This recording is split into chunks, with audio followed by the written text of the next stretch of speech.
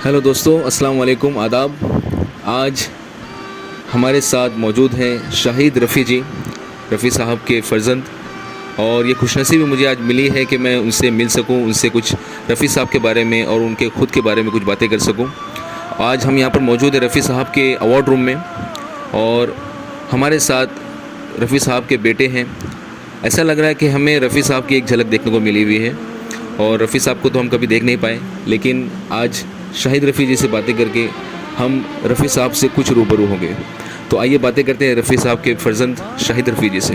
Hello sir, अस्सलाम वालेकुम। वालेकुम अस्सलाम व रहमतुल्लाहि। सर, मैं आपको जानना चाहूँगा कि रफ़ी साहब के एक बेटे होने में, रफ़ी साहब के फ़र्जंद होने में एक बहुत बड़ा इतना बड़ा नाम है जिन्हें पूरी दुनिया पूछती है, पूरी दुनिया वाले प्यार करते हैं। तो इस तरीके का प्यार देखकर आपको कैसा लगता है सर? क्या क्या खुशी महसूस होती है, आप बताना चाहेंगे? खुशी तो बेशक होती है, बहुत होती है। मुझे फ़ख्र भी है कि मतलब अपना अल्लाह ताला से अपनी शुक्र अदा करता हूँ कि मतलब मुझे इस ख़ानदान में पैदा किया है जहाँ पे इतने महान, मैं हस्ती तो नहीं बोलूँगा तो, क्योंकि मेरे वालिद थे, तो इतने प्यारे वालिद और प्यारी माँ, मतलब मेरे माँ बाप बहुत अच्छे हैं, तो अच्छे थे। तो उस हिसाब से तो मैं फ़ख्र महसूस करता हूँ इस चीज़ के लिए कि हाँ, कि मैं रफ़ी साहब का बेटा हूँ। लेकिन उस हिसाब से फ़ख्र नहीं है, वो घमंड नहीं है, बस अल्लाह का शुक्र है कि वो घमंड नहीं। लेकिन ये है हाँ बिल्कुल कि मतलब मुझे फ़ख्र है कि मतलब मैं इस ख़ानदान में पैदा हुआ। बाकी तो आप देखिए।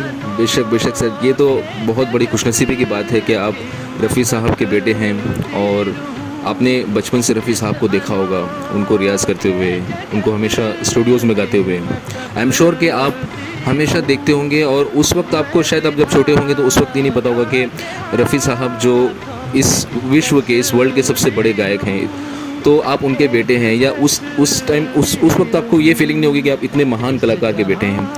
तो मैं आपसे ये पूछना चाहूँगा सर कि रफ़ी साहब को अपने बचपन से गाते हुए सुना है, रफ़ी साहब को देखा हुआ है, तो रफ़ी साहब की एज अ सिंगर और जो आपके जो अब्बा की जो इमेज थी, जैसे एज अ फादर और एज अ सिंगर, उनकी दो इमेज कैसे थी? मतलब उनकी अलग अलग इमेजेस थी, और कैसी इमेज थी उनकी? नहीं, उनकी कोई इमेज अलग नहीं थी, ना तो उनका कोई कैरेक्टर अलग था, ना तो उनकी पर्सनालिटी अलग थी। वो जैसे घर में थे वैसे बाहर थे, जहाँ जैसे बाहर थे वो वैसे घर में थे। मतलब बहुत ही शांत इंसान थे, बहुत ही अल्हम्दुलिल्लाह बहुत नेक इंसान थे। वो तो दयालु बोलूँ क्या बोलूँ। और दूसरी बात ये मैं बताऊँ कि जब अब्बा हयात थे तो हमको कभी ऐसा महसूस नहीं हुआ था कि मतलब वो बहुत बड़े इंसान हैं, बहुत बड़े गायक हैं, जो हकीकत है। क्योंकि अपना वो मेरे वालिद थे, तो हम तो उनको वो नज़र से देखते थे कि वो मेरे अब्बा हैं, वो मेरी माँ है। तो हम कभी नहीं सोचे हैं कि मतलब वो मेरा बाप बहुत बड़ा आदमी है। ये सब कभी हमारे दिल में, दिमाग में कभी नहीं आई बात कि मतलब हमारे पास। हाँ, बेशक अब्बा के इंतकाल के बाद वो महसूस हुआ कि वाह, अल्लाह ताला ने इतना नवाजा था अब्बा को कि मतलब हर चीज़ से, शोहरत से, हर चीज़ से उनको नवाजा था, और इज़्ज़त से। लोग मतलब उनकी बदौलत मुझे इज़्ज़त देते हैं, और आप यकीन करिए कि मेरे से भी बुज़ुर्ग लोग मेरे पैर छूते हैं। क्यों? क्योंकि वो रफ़ी साहब का बेटा हूँ। तो उस हिसाब से मतलब मुझे, हालांकि कभी अपना, जाहिर सी बात है, इतना अजीब सा लगता है कि मतलब मेरे से बुज़ुर्ग आदमी मेरे पैर छूना, तो मैं थोड़ा सा पीछे भी हटने की कोशिश करता हूँ। लेकिन हाँ, बेशक अपना कभी उस वक्त जब अब्बा हयात थे तो मैंने कभी ये नहीं सोचा था कि मतलब हम, अरे मेरा बाप बहुत बड़ा आदमी। क्योंकि हम लोग एक नज़र में वो होता ही नहीं था। खेलते थे, रास्ते पे जाके खेल लेते थे हम लोग, तो अब्बा कभी नहीं कुछ बोलते थे, नहीं खेलो खेलो। वो जितना मतलब बच्चे खेलते थे, पढ़ाई में अपना वो भी है कि नहीं, पढ़ो बराबर से, पढ़ने का टाइम खत्म हो, खेलना है खेलो। ये नहीं बोलते कि नहीं तुम बड़े लोगों के साथ खेलो, ये सब ना। हम लोग तो रास्ते पे जाके खेलते थे। आप यकीन करिए, रोड पे अपने क्रिकेट जो होता है, अब आजकल तो नहीं होता, उस टाइम पे होता था। तो हम लोग जाके क्रिकेट खेलते थे, बच्चे सब, आसपास के अपने 2-3 पड़ोस के लोग आ जाते थे, क्रिकेट खेलते थे, हम लोग मज़े करते थे। तो कभी अब्बा ने ये नहीं कहा कि मतलब, बल्कि उन लोग, अब्बा कभी कभी बंगला था ये हमारा, तो छुप छुप के देखते थे कि कैसा खेल रहा है, क्या हो रहा है, ऐसा मतलब वो देखते रहते थे। तो ये बात थी, कभी अपना महसूस नहीं होता था अब्बा के हयाती के टाइम कि वो बहुत बड़े इंसान थे, बहुत बड़े गायक थे, बहुत ये थे, हम यही हमारी नज़र वही थी कि वो हमारे वालिद थे। सर आज आपसे बातें करके ऐसा लग रहा है कि आज मैं कोई सपना देख रहा हूँ। सच में आपसे मिलने का हमेशा से एक सपना था, क्योंकि हमने रफ़ी साहब के हमेशा पिक्चर्स देखी हुई हैं। रफ़ी साहब के जो फ़ोटोज़ हैं, उनके एक माइक्रोफोन के साथ जो उनके हाथों का जो फ़ोटो है, तो मैं हमेशा सोचा करता था एज अ सिंगर, मैं एक हमेशा ये सोचा करता था कि रफ़ी साहब को तो हम कभी मिल नहीं पाए, लेकिन आपसे कभी मुलाकात हो जाएगी तो हम ऐसा समझेंगे कि रफ़ी साहब से हम रूबरू हो गए। और आपकी एक काफ़ी सारी झलक है आपके अंदर, रफ़ी साहब के अंदर। जैसे रफ़ी साहब की एक जो स्माइल में जो मासूमियत थी और उनके चेहरे पे जो मासूमियत थी, उनके चेहरे पे जो नूर था, वो आपके चेहरे पे हम देख सकते हैं सर। तो एज अ सिंगर मैं 2008 से रफ़ी साहब को हमेशा ट्रिब्यूट देते आ रहा हूँ। एवरी ईयर हम लोग रफ़ी साहब के श्रद्धांजलि के लिए प्रोग्राम करते हैं 31 जुलाई को, और 24 दिसंबर को उनके बर्थडे के लिए हम शोज़ करते हैं। तो मैंने काफ़ी सारा फॉलो किया रफ़ी साहब को। रफ़ी साहब जैसे कि पूरी दुनिया जानती है कि बहुत ही वर्सेटाइल सिंगर थे, हर तरीके के सॉन्ग, हर तरीके के गीत उनके ऊपर सजते थे। तो आपके ऐसे कोई टॉप 5 सॉन्ग्स कौन से थे जैसे आपको, जो आपके दिल के बहुत करीब हैं, जो आप हमेशा सुनते हो, जो हमेशा जो आपको सुनकर अच्छा लगता हो? देखिए, ये तो बहुत ही मतलब मुश्किल सवाल पूछा आपने, क्योंकि मुझे तो चुनने में भी, अगर मैं चुनूंगा कि मतलब रफ़ी अब्बा का ये गाना चाहिए, मैं नहीं कर पाऊंगा, क्योंकि मुझे सब गाने अच्छे थे उनके। मुझे ऐसा कभी नहीं लगा कि मतलब ये गाना अपना कमज़ोर है, वो गाना कमज़ोर है, नहीं। उनके माशाल्लाह से अपना उनकी वर्सेटैलिटी ऐसी थी कि हर गाने उनके अच्छे थे। वो आप अपना भजन ले लीजिए, आप उनकी कव्वाली ले लीजिए, आप उनके पेट्रियाटिक सॉन्ग्स ले लीजिए, आप उनके नात ले लीजिए, हम ले लीजिए, मतलब मस्ती भरे गाने, चुलबुले गाने, गंभीर गाने, मतलब अपने जो एकदम सीरियस गाने, हर किस्म के जॉनर था उनका, मतलब हर किस्म के गाने गा सकते थे। अल्लाह ताला ने ऐसा नवाजा था, जैसे बच्चे, मैं समझता हूँ जैसे बच्चे खिलौने के साथ खेलते हैं, वैसे हमारे अब्बा अपने सुरों के साथ खेलते थे। बस ये था उनमें कि मतलब उनमें वर्सेटैलिटी बहुत थी, उनमें वेरिएशन बहुत वेरिएशन था, मतलब उनकी अपना रेंज भी माशाल्लाह अल्लाह ताला ने बहुत नवाजा था उनको उस बात पे। तो हर किस्म के गाने वो गा सकते थे, मैं समझता हूँ। और उनकी जो आवाज़ है, ये मैं उनका बेटा होने की वजह से नहीं बोल रहा हूँ, लेकिन आप अगर पूछेंगे तो वो बताएंगे।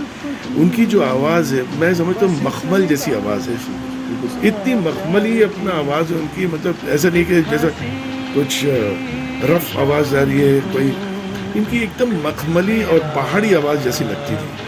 तो उस हिसाब से मैं समझता हूँ कि he was a great personality. बिल्कुल सर। काफ़ी सारी बातें सर हमें आपसे सुनकर ऐसा लग रहा है कि हम लोग रफ़ी साहब के काफ़ी नज़दीक हैं, उनको महसूस कर पा रहे हैं। सर मैं can I touch your hand sir? कि एक सपना था सर, रफ़ी साहब के हैंड को मैंने देखा था, और आज आपके हाथों को छूकर ऐसा लग रहा है कि हम रफ़ी साहब से एक्चुअल में रूबरू हुए हैं सर। और मैं सर, मैं तो छोटा मुँह बड़ी बात, लेकिन आज आपसे मिलने का मौका मिला है, तो मैं आपके साथ बैठा हुआ हूँ सर। तो रफ़ी साहब को मैं 2 लाइन ट्रिब्यूट करना चाहूँगा गाकर। और हालांकि मैं बहुत छोटा सिंगर हूँ सर, लेकिन सर रफ़ी साहब को मैं सिर्फ 2 लाइन के ज़रिए उनको ट्रिब्यूट देना चाहूँगा आपके साथ। दिल का सुना सांस तराना ढूंढेगा, दिल का सुना सांस तराना ढूंढेगा, तीर निगाहे नाज निशाना ढूंढेगा, मुझको मेरे ज़माना ढूंढेगा, दिल का सोना सांस तराना ढूंढेगा, तीर निगाहे नाज निशाना ढूंढेगा। बहुत बहुत शुक्रिया। क्या बात है, बहुत अच्छे, बहुत अच्छे। सर आपसे बातें कर अच्छी है तुम्हारी, और माशाल्लाह बहुत शुक्रिया सर। नाज़रीन, हम जानना चाहेंगे मैं आपके साथ इजाज़त चाहूँगा सर कि आपसे बातें करके बहुत अच्छा लगा सर, और थैंक यू सो मच हमें आपका इतना कीमती वक्त देने के लिए sir. It means lot sir and thank you so much ma'am. और मैं फिरदौस मैम को भी बहुत बहुत शुक्रिया अदा करना चाहूँगा कि उन्होंने मौका दिया आपसे मिलने का, आपसे बातें करने का। और सर इसी के साथ मैं आप कुछ आखिरी में कुछ कहना चाहेंगे रफ़ी साहब के लिए? बस अब्बा के लिए क्या कहूँ मैं तो बस उनकी तो औलाद हूँ। मैं तो अब्बा के लिए कुछ नहीं, बस अल्लाह ताला उनको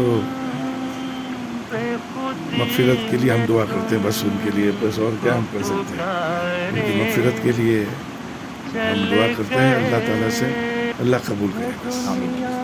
और बस अल्लाह उनकी मग़फ़िरत करे, अल्लाह उनको जन्नत में बेहतरीन मुकाम हासिल करे।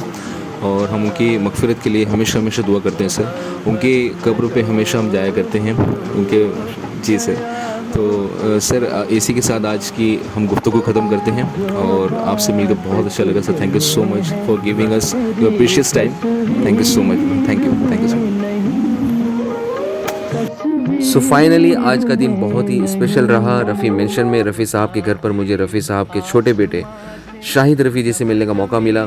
हालांकि इससे पहले मैं 2 बार रफ़ी मेंशन में आ चुका हूं, लेकिन शाहिद रफ़ी जी से मुलाकात नहीं हो पाई थी। लेकिन थैंक्स टू फिरदौस मैम, जिनकी वजह से मुझे शाहिद रफ़ी जी से मिलने का मौका मिला, उनसे बहुत सारी बातें करने का मौका मिला, रफ़ी साहब के सारे इंस्ट्रूमेंट देखने का मौका मिला, रफ़ी साहब के सारे अवार्ड्स देखने का मौका मिला। तो चलिए मैं आपको रफ़ी साहब के अवार्ड रूम की कुछ फुटेज बताता हूँ। कि ये रफ़ी साहब का टेबल है, रफ़ी साहब का ये टेलीफोन रखा हुआ है, ये रफ़ी साहब की चेयर है जिसके ऊपर बैठकर इसी टेबल के ऊपर रफ़ी साहब अपने फैंस को ऑटोग्राफ दिया करते थे अपने फ़ोटोज़ पे। और ये रफ़ी साहब के फिल्म फेयर अवार्ड्स हैं सारे। ये फिरदौस मैम बैठी हुई हैं जो रफ़ी साहब की बहू और शाहिद रफ़ी जी की वाइफ हैं। ये रफ़ी साहब के सारे अवार्ड्स और ट्रॉफ़ीज़ हैं जो उनको सिल्वर जुबली और गोल्डन जुबली होने पर मिला करती थी। आप देख सकते हैं ये अवार्ड रूम में आज हम लोग हैं रफ़ी साहब के घर पर रफ़ी मेंशन में। बहुत लकी फील कर रहे हैं कि रफ़ी साहब की वो ट्रॉफ़ीज़ को देख पा रहे हैं, रफ़ी साहब की ट्रॉफ़ीज़ को छू पा रहे हैं। ये सारी ट्रॉफ़ीज़ हैं जो आज सारी एंटिक्स में होगी। और ये देखिए ये वो हार है जिसमें रफ़ी साहब की सारी फ़िल्मों का नाम लिखा हुआ है। इसमें रफ़ी साहब को ये एक अवार्ड के ज़रिए दिया गया था। और ये देख सकते हैं आप कस्मे वादे, सारी मूवीज़ के नाम देख सकते हैं आप। ये सारे अवार्ड्स रखे हुए हैं। ये अवार्ड रूम है रफ़ी साहब का। ये सारी फ़िल्मों के नाम जो ये ऊपर देख सकते हैं आप, ये जो रिकॉर्ड्स फ्रेम करके रखी हुई है, बहुत ही खूबसूरत सा ये मोमेंट है हम लोगों के लिए।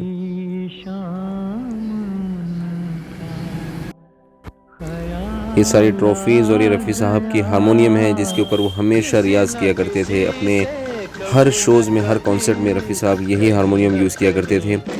कभी कभी वो रफ़ी साहब तबला भी बजाते थे। और आप देख सकते हैं ये एक जो फ़ोटो लगी हुई है जिसमें रफ़ी साहब तानपुरा लेकर बैठे हुए, ये वही तानपुरा है। सारे इंस्ट्रूमेंट रफ़ी साहब बखूबी जानते थे। और ये जो दूसरी हारमोनियम है ये रफ़ी साहब को SD बर्मन जी ने दी थी एज अ गिफ्ट। तेरा मुस्कुराना गजब हो गया।